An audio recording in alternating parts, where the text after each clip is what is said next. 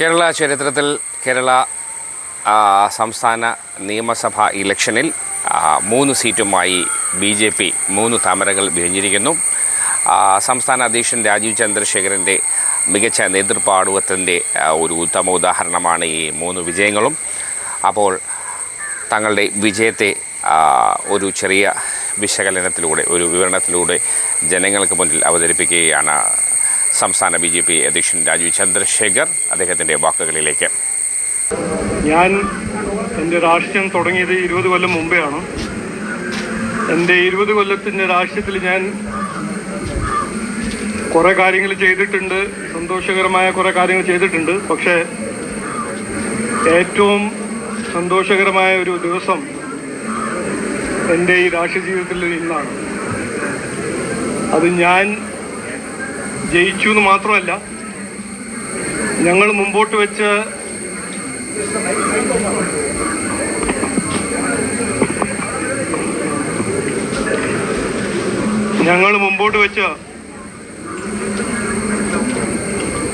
Narendra Modi ji inspire ചെയ്ത ഈ വികസിത കേരളം എന്നൊരു കാഴ്ചപ്പാടിന് ജനങ്ങൾ പിന്തുണ തന്ന് 3 MLA-മാരെ ജയിപ്പിച്ച് ഒരു ഇലക്ഷൻ ആയിരുന്നു ഈ ഇലക്ഷൻ. ഞാൻ ഈ ഇലക്ഷൻ്റെ മുമ്പ് 2 കാര്യങ്ങൾ കൃത്യമായി പറഞ്ഞതായിരുന്നു. അത് ഇന്ന് ഞാൻ എല്ലാവരെയും ഓർമ്മിപ്പിക്കുന്നു. ഞാൻ ആദ്യം പറഞ്ഞത്, ഇത് ഞങ്ങളുടെ രാഷ്ട്രീയ ചരിത്രത്തിൽ ഏറ്റവും നിർണായകമായ ഇലക്ഷനായിട്ട് മാറും, ഈ ഇലക്ഷൻ ഞങ്ങൾ ജയിക്കും എന്ന് പറഞ്ഞതായിരുന്നു. അങ്ങനെയാണ് നടന്നത്. രണ്ടാമത്തത് ഞാൻ പറഞ്ഞത്, CPM തുടരും എന്ന് പറയുന്ന കാലത്ത് 2025 മുതൽ ഞാൻ പറഞ്ഞ ഒരു കാര്യമായിരുന്നു, പാർട്ടി പറഞ്ഞ കാര്യമായിരുന്നു, ഒരു കാരണവശാലും CPM ഇനി ഭരിക്കില്ല. അപ്പോൾ ഈ ഇലക്ഷൻ ഏറ്റവും പ്രധാനമായി ഒരു ആൻറ്റി CPM ഇലക്ഷൻ ആയിരുന്നു. ആ ആൻറ്റി ഇൻകംബൻസി വോട്ട് ഞങ്ങൾക്കും കിട്ടി, കോൺഗ്രസിനും കിട്ടി. അപ്പോൾ ഇത് ഞാൻ പറയാൻ ആഗ്രഹിക്കുന്നത്, ത്രിപുരയിൽ, വെസ്റ്റ് ബംഗാളിലെല്ലാം നടന്ന പോലെ തന്നെ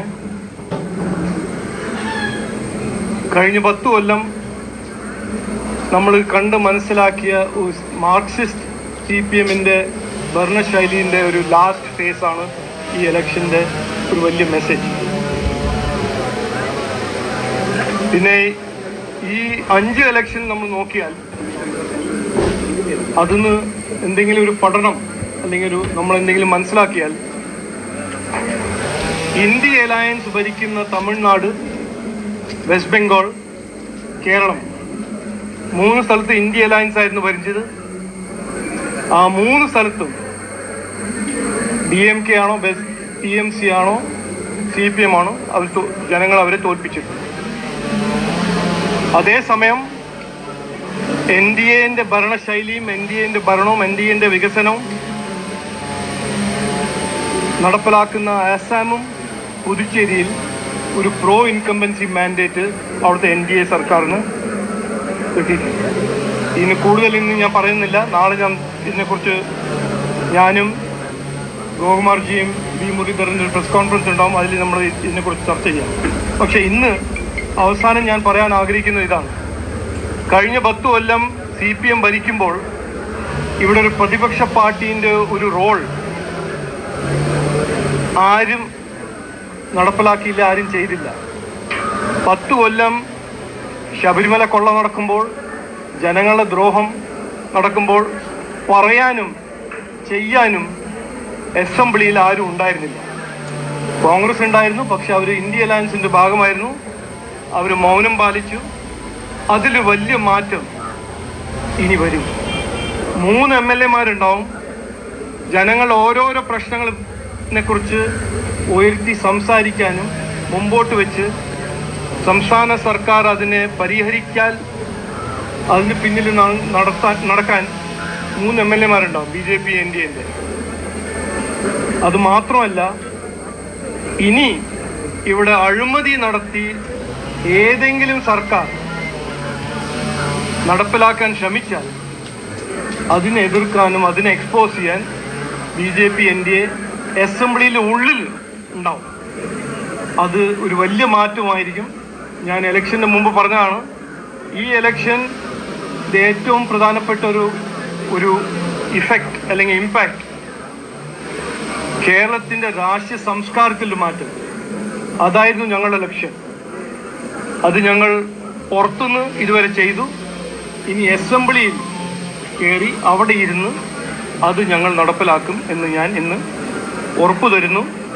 ഇന്ന് ഈ വിജയം ഇത് എൻ്റെ വിജയമോ ഞങ്ങളുടെ ലീഡർഷിപ്പിൻ്റെ ഒരു വിജയം മാത്രമല്ല, ജനങ്ങൾ ഞങ്ങൾക്ക് തന്ന ഒരു അവസരമായിട്ട് ഞങ്ങൾ കാണുന്നു.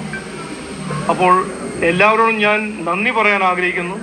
അതിനൊപ്പം ഞങ്ങളെ ഓരോരോ പ്രവർത്തകർ രാപകൽ അധ്വാനിച്ച് ഈ ഒരു മാൻഡേറ്റ് ഈ ഇലക്ഷന് വേണ്ടി അധ്വാനിച്ച ഓരോരോ പ്രവർത്തകർ ഞാൻ നന്ദി പറയാൻ ആഗ്രഹിക്കുന്നു. നമസ്കാരം.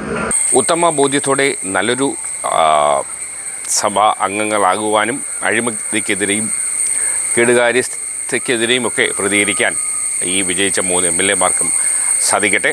ഒപ്പം രാജീവ് ചന്ദ്രശേഖറിനും BJPക്കും എല്ലാ ഭാവുകളും നേരുന്നു.